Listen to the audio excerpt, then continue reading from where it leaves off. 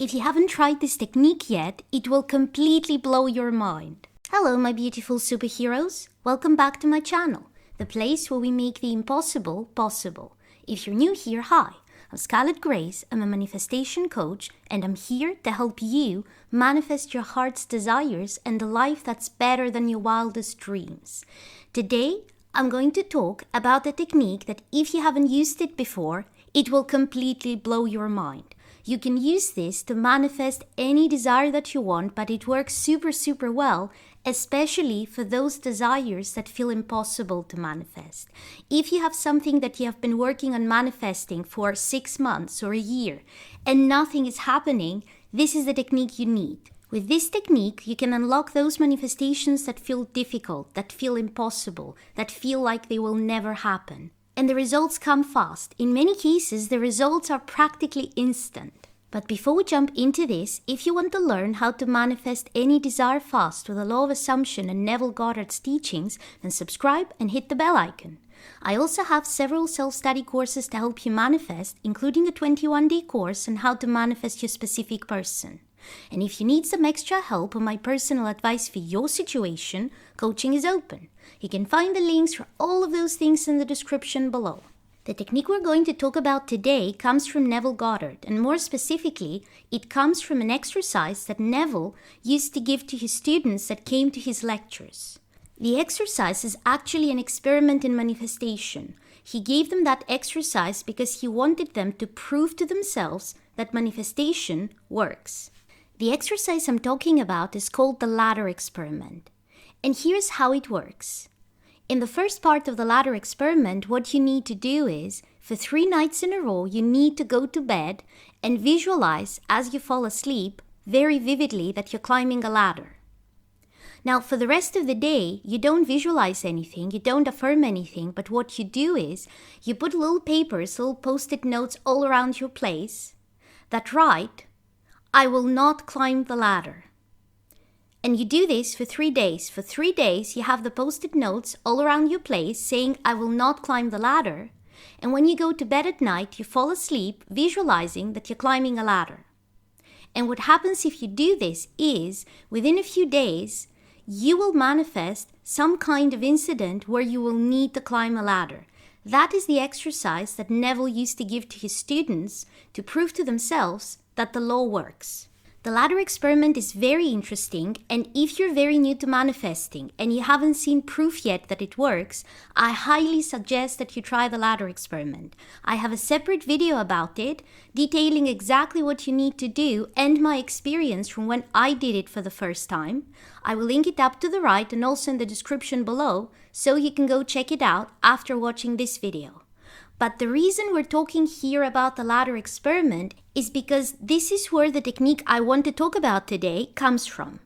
It is called the knot technique, and it comes from the ladder experiment.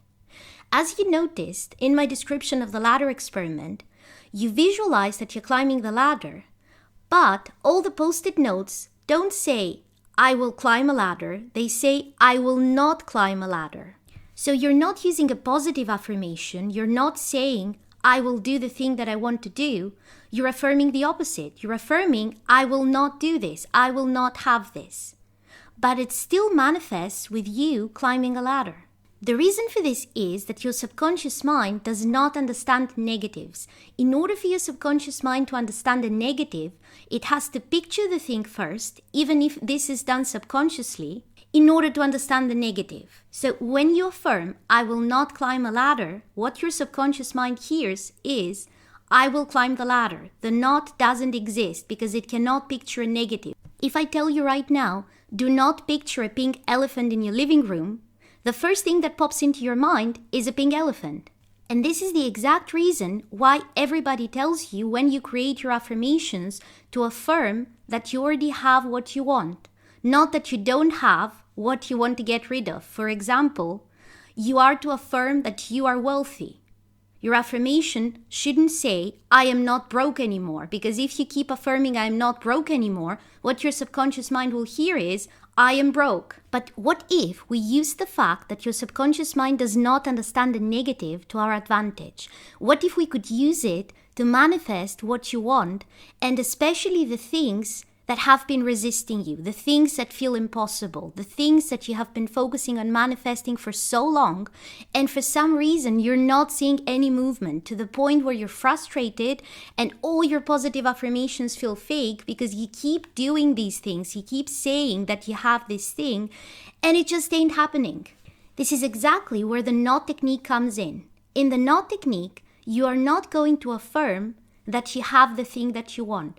You're actually going to affirm that you don't have the thing that you want. What this does is it releases all the resistance you have towards that manifestation, and that's why it happens so fast. Resistance happens when you want to manifest something and you keep saying that you already have it, but deep down, you truly feel an intense lack of that thing. For example, let's say that you're manifesting a specific person and you haven't spoken with that person in a whole year. And you start imagining or affirming, but it's difficult because you miss this person so much. But you stick with it and you keep affirming and you keep imagining and nothing is changing in your physical reality. And then every time something triggers you, it becomes more and more difficult for you to bring your thoughts back to, I am happily together with this person. I am in an amazing relationship with this person. Because you go out, you try to feel positive, and then somebody mentions how they got back together with their specific person. And this person doesn't even know about manifesting. They just decided it would be nice to be back together with that person. And a few weeks later, it just happened for them. While you have been busting your behind for weeks or for months and nothing is changing. How unfair is that? All those negative feelings that come to the surface and you have to try to push away through positive affirmations or imagining and living from the end, those are your resistance. And resistance is what stops you from getting your desire.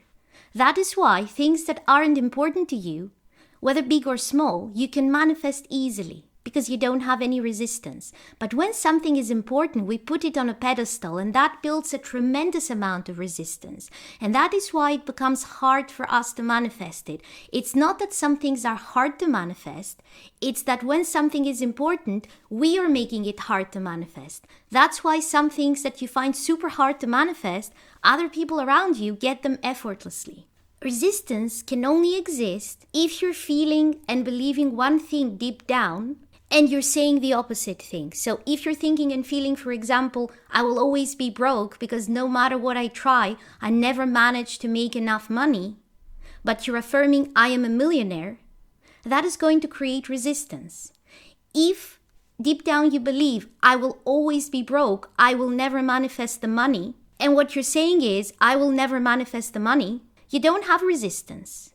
You don't have resistance to not manifesting the money. It may not feel good to say, I will never have the money, but there isn't any resistance. If you feel deep down that nothing is going to change with your specific person because nothing has changed in a year, and you say, we are together, this brings up resistance. But if you feel that nothing is going to change and you say, I will never be with my specific person happily together, that doesn't have any resistance because what you believe deep down, what you feel and what you're saying are the same thing.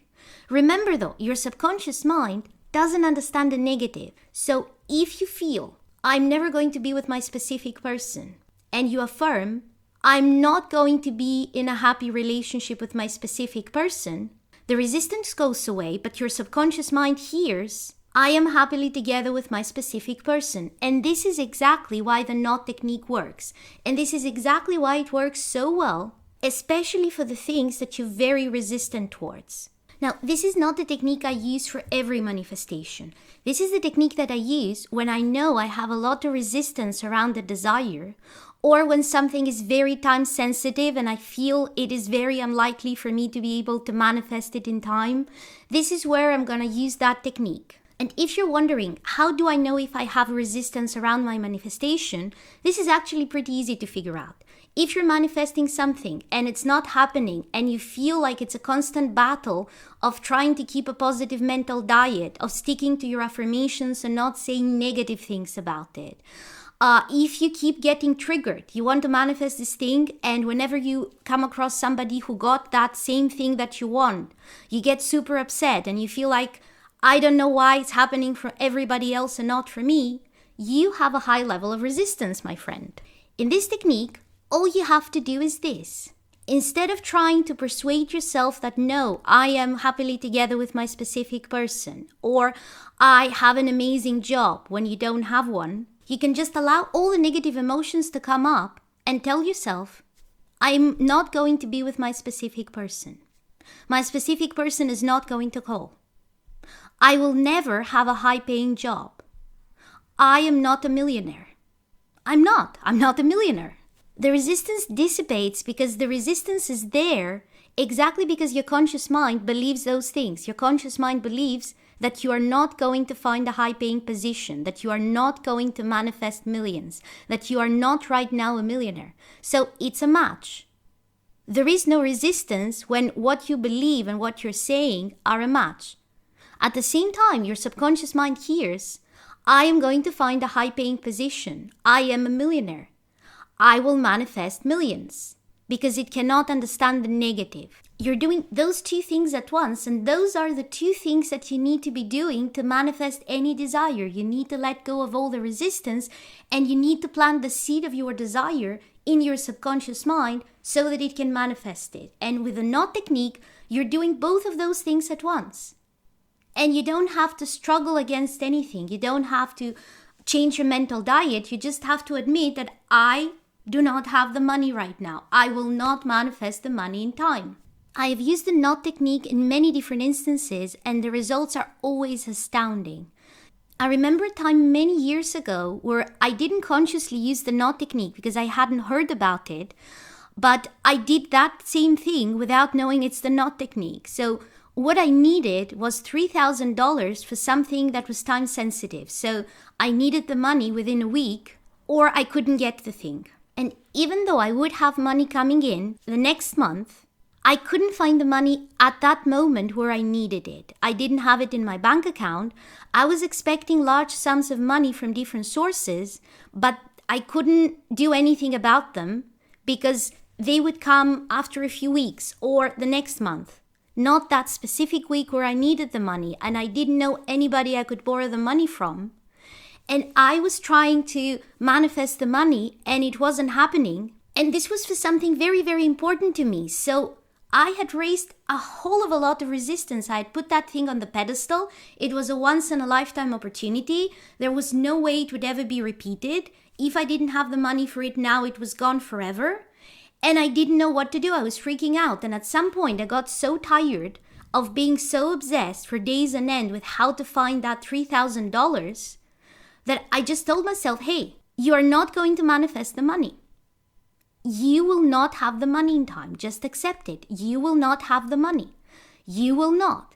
And I just tried to meditate to calm myself.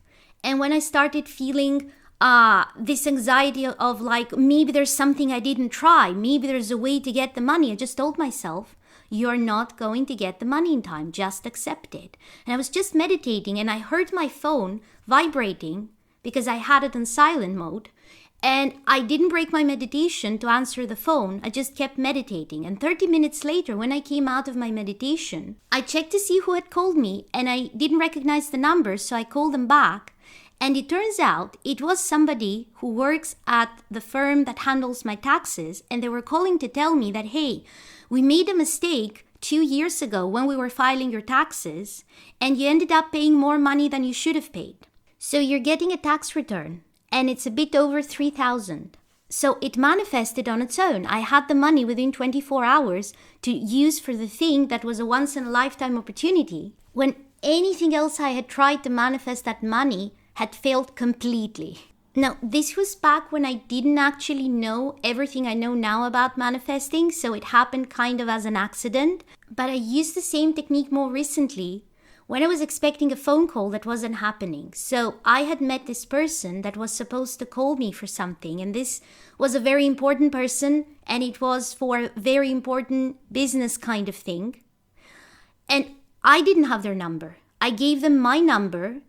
They didn't give me their card. I didn't have their number. It isn't the kind of person where you can Google their number. I had no way of reaching out. They were supposed to call me, and it had been days, and they weren't calling me. And I was getting anxious and thinking that this is never going to happen. They are never going to call me.